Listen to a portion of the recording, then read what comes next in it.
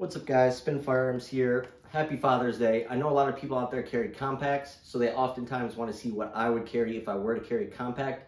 Mainly I carry small things like a Glock 26, shields, Hellcats, all sorts of stuff. But I rarely ever carry a full size or a compact. But like I said, there's a large audience, a large amount of people out there that do. So I would show you how I would carry in that setup. And now that I got a new Glock 23, I might even start carrying it, or at least attempt to. It is less comfortable, 100%.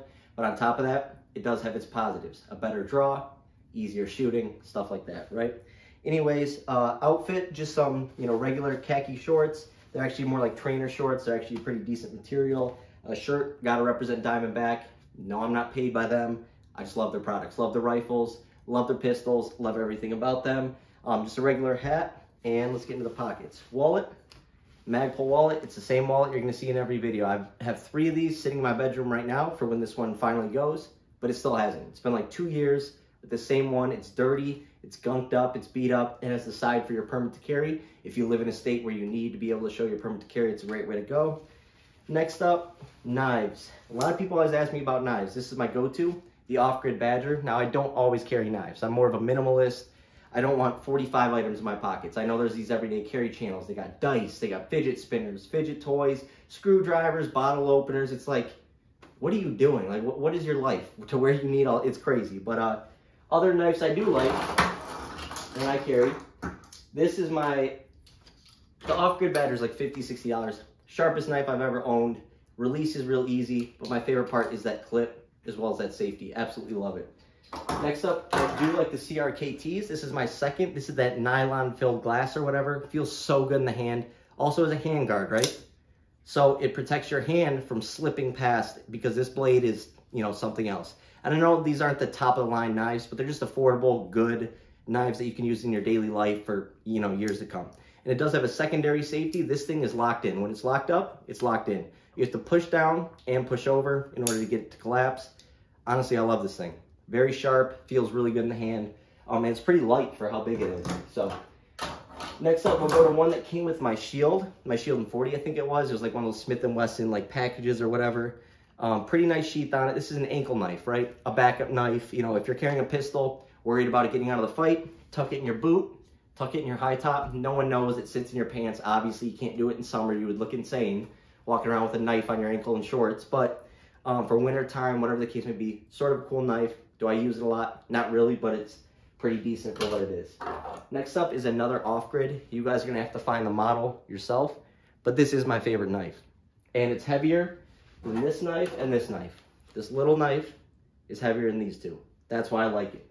I like Glock 26s, I like subcompacts, they're tanks, they're built to last. They're small, but they're built to take a beating. That's how I like my stuff. So Off-Grid, once again, amazing clip. This is a larger clip.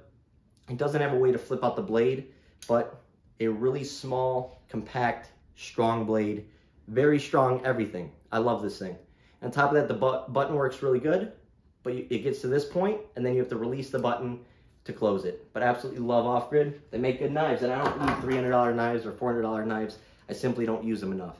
This is a knife I use a lot. I probably should use more, but I get a lot of packages and stuff like that. It's a little Civivi. It's actually pretty cool. I have a knife smaller than this that's actually sharper than this. I probably should have grabbed it for the video, but I don't use it. I actually use this. It has this really tiny clip on it. It's actually pretty funny. It's literally the size of my thumb. Same width, same height. It's actually pretty funny. But this should not be used for, anything other than envelopes and packages, because this does not lock. It doesn't have a fixed blade. If you press, a little bit, it doesn't, but once you get to a certain weight, it does close by itself. So never put your hands here on a knife like that and just, cut away. But actually a pretty cool knife for its size, right? Now, let's get to the setup. Right now, Glock 23, and I actually pulled out a holster that I haven't used for a long time, but it was one of my first holsters for my Glock 19, so obviously it works with the Glock 23, right?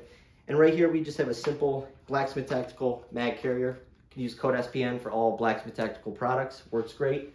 Clips to any belt. Simple, nothing special. And then right here is a Stealth Gear holster. I'm going to take it out for you guys, give you guys a look. Oh yeah, and the belt is a Groove Life. What I like about Groove Life, and I know that all the Hunter Constantine belts have came out, and I got one on the way for review, but Groove Life, it adjusts with your body, right? I love the ratchet belts, but I also love this for being comfortable. I actually cut out the drawstring on these pants just now, like 5 minutes ago, because I was getting upset with my draws. But the Groove Life belt actually is pretty sick, easy.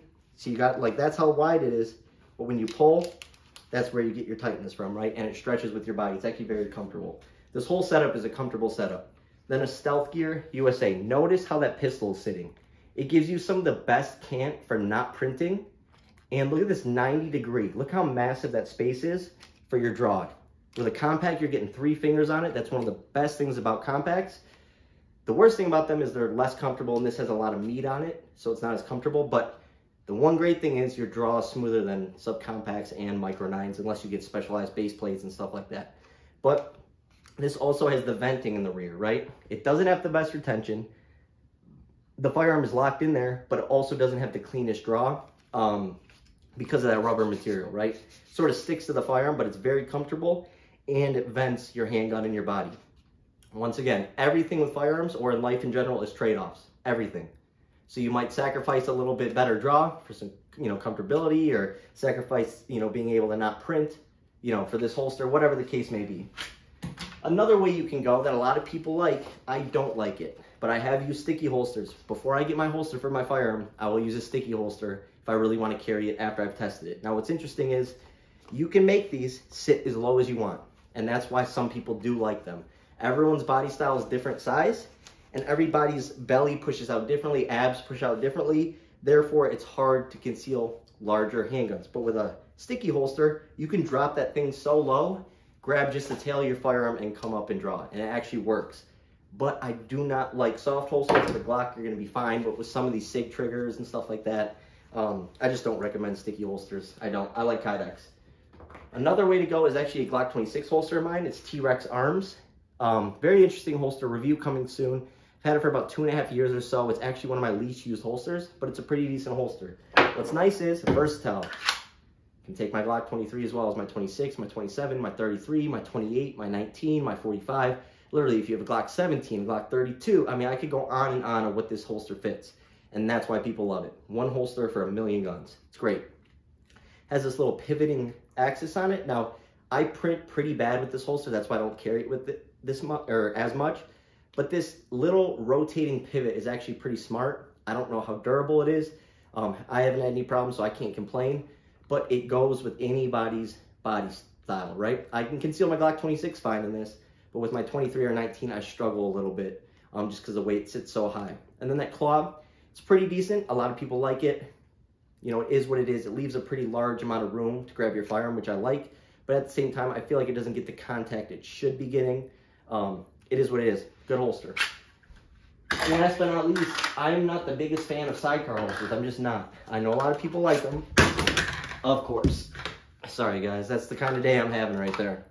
Carry a Glock, guys. They don't go off by themselves, but there's obviously nothing in it. Anyways, right here is a great way to carry because it's everything in one. But another thing is, feel the weight of this thing. It's a little ridiculous. I have Civil Liberty defense rounds in my main mag, and I have gold dots in my backup.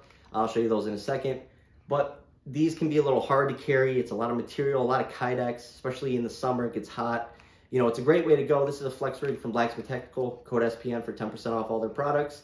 But it works great. It's actually for my 26 again, but it's a very versatile holster, leaving that bottom side open.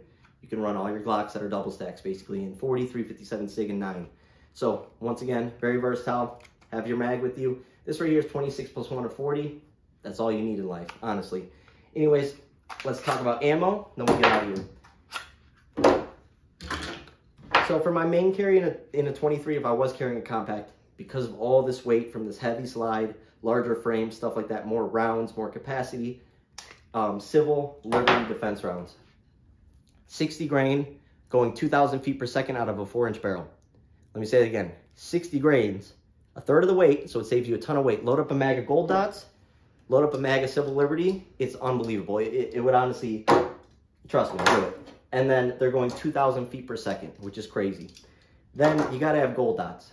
Gold dots are some of the best ammo, some of the most tested ammo in 40 Smith & Wesson. Glock 23s, Glock 22s were law enforcement's best friends.